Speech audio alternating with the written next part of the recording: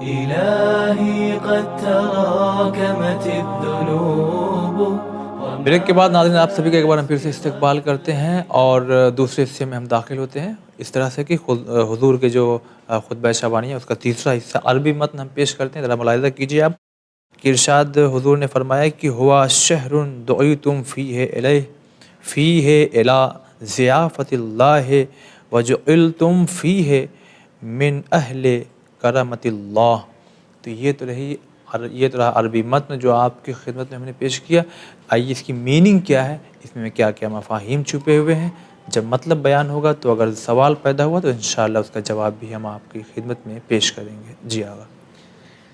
خطبہ شعبانیہ کا یہ حصہ ماہ مبارک رمضان کی اور حقیقت کو ہمارے لیے پیش کر رہا ہے. جی حضرت فرماتے ہوا شہر دعیتم فیہ الی ضیافت اللہ. یہ وہ مہینہ ہے کہ جس میں تمہیں دعوت دی گئی ہے، بلایا گیا ہے پروردگار کی مہمانی کے لیے. وَجُعِلْتُمْ فِيهِ مِنْ أَهْلِ كَرَامَةِ اللَّهِ. اور اس مہینے میں تم اللہ کی کرامت کے اہل قرار پائے ہو. تو یہ دو باتیں ہیں جو اس حصے کے اندر کہی گئی ہیں. میں تھوڑی سی وضاحت کر دوں. دیکھیے اشارہ کیا تھا جی کہ قد اقبل الیکم شہر اللہ، جو پہلا حصہ تھا اس میں ناظرین کی خدمت میں عرض کیا تھا کہ ماہ مبارک رمضان ایک ایسا مہینہ ہے جہاں پر میزبان خود آتا ہے. جی ہاں. تو یہ مہینہ میزبانی کا مہینہ بن جاتا ہے. اب یہاں پر ہم اپنی طرف آ کے دیکھیں، میزبان پروردگار متعال ہے، میزبانی کا زمانہ ماہ مبارک رمضان ہے، مہمان ہم ہیں. میزبان ایسا ہے کہ جس کی بارگاہ میں کسی چیز کی کوئی کمی نہیں ہے. صحیح.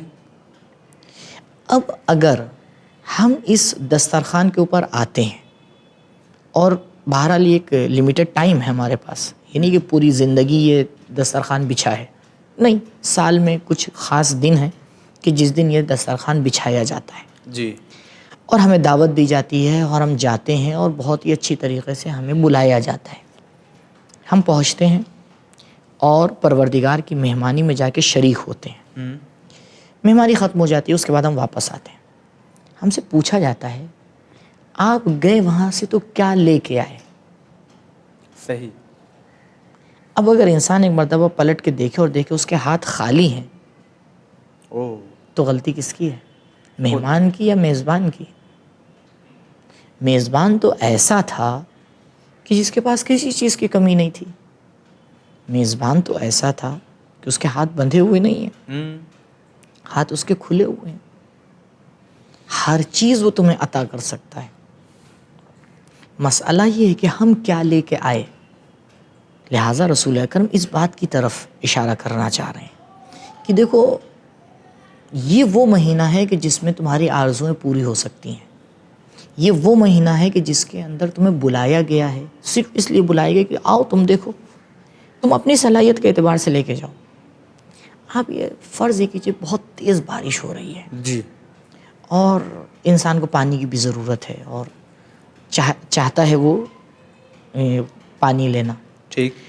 اب یہ انسان ایک اپنے ہاتھ میں ایک چھوٹی سی پیالی، ایک چھوٹا سا برتن لے کے چلا جاتا ہے باہر اور اس کو جو ہے رکھ دیتا ہے. ایک چند منٹ میں پورا بھر جائے گا، لے کے آ جاتا ہے. لانے کے بعد کوئی اس سے پوچھتا ہے کہ بھائی جبکہ اس کے پاس اور بھی بڑے بڑے ظرف موجود ہیں. ہاں بہت پیاری مثال ہے. جی. تو یہ جو بارش کے پانی کا استعمال نہیں کیا گیا، اس بارش بھی ہر وقت نہیں آئے گی. صحیح. ایک لمیٹڈ ٹائم میں آئے گی، بارش ختم ہو جائے گی. جی. زیادہ وہی آگے استعمال کر سکتا ہے کہ جس کی صلاحیت اور ظرفیت زیادہ ہو. واہ. اسی لیے تاکید کی جا رہی تھی کہ رمضان سے پہلے سے تیاری شروع کیجیے تاکہ جب رمضان آئے تو پوری اس تیاری کے ساتھ اس کے استقبال میں جائیں. اور جب پوری تیاری کے ساتھ جائیں گے تب ہمیں پتہ چلے گا کہ ہم اس دسترخوان رحمت الہی سے کتنی برکتوں کو حاصل کر پائے. واہ سبحان اللہ. اب یہیں پر ایک سوال اٹھتا ہے. سوال یہ کہ پروردگار یہ مہینہ ہے تیری ضیافت کا، جی. ہم آ رہے ہیں تیرے دسترخوان کے اوپر، تیری مہمانی میں آ رہے ہیں، لیکن وہ بہترین چیز کیا ہے جو ہم یہاں اٹھا سکتے ہیں، لے سکتے ہیں؟ جی. بھائی ہر انسان کے سوال میں کہ بھائی بہت سی چیزیں یہاں پہ مل سکتی ہیں، لیکن دیکھیے سمجھدار انسان وہی ہوتا ہے کہ جو پہلے سے آ کے طے کر لے کہ اگر فلاں چیز مجھے حاصل ہو گئی تو میرا مقصد پورا ہو جائے گا، جی نہ کہ وہاں جا کے سوچنا شروع کرے کہ مجھے حاصل کیا کرنا ہے۔ جی جواب خود رسول خدا صلی اللہ علیہ وآلہ وسلم نے دے دیا ہے۔ حضرت اس میں فرما رہے وَجُعِلْتُمْ فِيهِ، تمہیں بنایا گیا ہے اس مہینے میں من اہل کرامت اللہ۔ کرامت الہی ایک بہت تفصیلی گفتگو ہے، بس ہلکا سا میں اشارہ کر رہا ہوں۔ دیکھیے اگر آپ قرآن کے اوپر نظر ڈالیے گا تو قرآن اپنی صفت کو کیا بیان کر رہا ہے؟ سورہ مبارکہ واقعہ میں اواخر سورہ میں انہ لقرآن کریم، جی قرآن کی صفت کیا ہے؟ کریم۔ کریم ہے۔ ملائکہ کی جب آپ صفت آگے قرآن میں دیکھیں تو قرآن کہتا ہے کرام برارہ، ملائکہ کیا ہیں؟ کریم ہے۔ پیغمبر کی آپ اگر صفت دیکھیں قرآن کے اندر تو پیغمبر کی صفت کیا بیان ہے؟ رسول کریم، جی رسول بھی کیا ہے؟ رسول کریم ہے۔ جب پروردگار کی صفت کی طرف دیکھتے ہیں قرآن کے اندر تو سورہ مبارکہ علق جو پہلا سورہ ہے مشہور روایت کے اعتبار سے، اس سورے کے اندر جو ہے وہ پروردگار اپنی صفت کیا بیان کر رہا ہے؟ ربک الاکرم، اکرم یعنی جو سب سے زیادہ کریم ہے۔ واہ، تو یہ جو پورا سلسلہ ہے سلسلہ کرامت ہے، یعنی کریم پروردگار کریم ملائکہ کے ذریعے کریم کتاب کو کریم پیغمبر کے قلب پہ نازل کرتا ہے۔ سبحان اللہ۔ اب اس پورے سلسلے کرامت میں رسول ہم سے یہ چاہ رہے ہیں کہ جب تم اس مہینے میں آؤ تو تم بھی اس مہینے میں کرامت اللہ کے اہل بن کے جاؤ، واہ، تب یہ مقصد پورا ہو پائے گا۔ البتہ اردو میں ہم نے اس ورڈ کو تھوڑا سا محدود کر دیا ہے۔ اردو میں جب لفظ کریم بولا جاتا ہے تو ہمارے ذہن میں آتا ہے وہ انسان جو بخشتا ہے، وہ انسان دے دیتا ہے، بھئی بڑے کریم انسان ہے، بڑے کریم انسان ہے یعنی جو بھی جیب میں ہے وہ دے دیا، صحیح۔ نہیں، جبکہ کرامت کا یہ معنی نہیں ہے عربی میں۔ علامہ طباطبائی علیہ رحمہ تفسیر المیزان میں لکھتے ہیں کہ کرامت کا معنی یہ ہے، وہ کہتے ہیں کرامت ایک ایسا ورڈ ہے عربی میں کہ جس کا ٹرانسلیشن ایک لفظ میں نہیں کیا جا سکتا۔ اچھا یہ بھائی بہت سے الفاظ ہیں، آپ ایک لفظ اٹھائیے دوسرا رکھ دیے، اس کا ترجمہ ہو جاتا ہے۔ جی، آپ نے کہا بھائی عربی میں اس کو کیا کہتا ہے، آپ نے کہا ید، آپ نے کہا اردو میں کیا کہتے ہیں، ہاتھ، ترجمہ ہو گیا۔ صحیح۔ وہ کہتے ہیں لفظ کرامت ایک ایسا ورڈ ہے عربی میں کہ جس کے مناسب لفظ فارسی اور دوسری زبانوں میں آپ کو نہیں ملے گا، بلکہ ہمیں اس کی تشریح کرنا پڑے گی۔ اوہ، کہتے ہیں کرامت کا معنی یہ ہے، کرامت یعنی انسان اپنے آپ کو اس طرح سے ہر پستی سے نکالے کہ سوائے پروردگار کے اس کے سامنے کوئی چیز عزیز نہ ہو، واہ، اسے کہتے ہیں کرامت اللہ۔ اور جب انسان اس مقام کے اوپر پہنچ جاتا ہے تو بخشش کرنا، لوگوں کو پیسہ دینا، لوگوں کی مدد کرنا، یہ تو اس کی صفت بن ہی جائے گی۔ بن ہی جائے گی، صحیح۔ تو یہ جو ہے ہم لوگ نے جو ترجمہ کر رکھا ہے کرامت کا اور کریم کا، یہ ایک صفت ہے کریم کی، بالکل جس ایک صفت میں ہم نے پورے لفظ کو لا کے محدود کر دیا ہے، صحیح۔ جبکہ لفظ کرامت ایک بہت عظیم لفظ ہے اور اس کو نظر میں لے کے ہمیں چلنا چاہیے۔ میں نے آپ کی خدمت میں عرض کیا تھا کہ رسول خدا صلی اللہ علیہ وآلہ وسلم نے اس خطبے میں آ کے بیان کر دیا کہ ہمیں رمضان میں کیا کرنا ہے، ٹھیک، پورے ماہ مبارک کا شیڈول بیان کر دیا ہے۔ اس شیڈول کا مقصد لا کے یہیں پہ ایک دم شروع میں آ کے بیان کر دیا کہ بھئی دیکھو مقصد کیا ہے۔ مقصد ماہ مبارک رمضان یہ ہے کہ جب تم اس مہینے سے باہر نکلو جی، تو کرامت الہی میں داخل ہو چکے ہو۔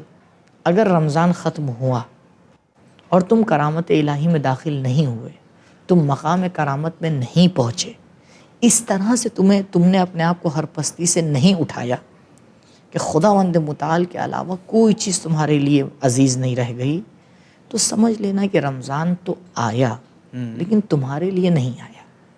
اوہ، رمضان آیا مگر تمہارے لیے تمہارے لیے نہیں آیا، کیوں؟ کیونکہ جو مقصد تو وہ حاصل نہیں ہوا، جہاں تک تمہیں پہنچنا چاہیے تھا وہاں تک تم نہیں پہنچے۔